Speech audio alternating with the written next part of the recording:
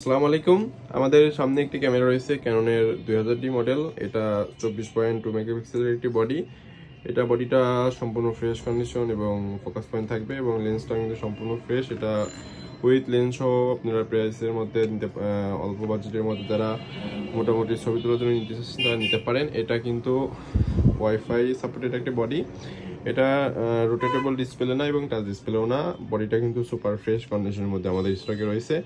এটা আমরা অন করে একটু দেখানোর চেষ্টা করি।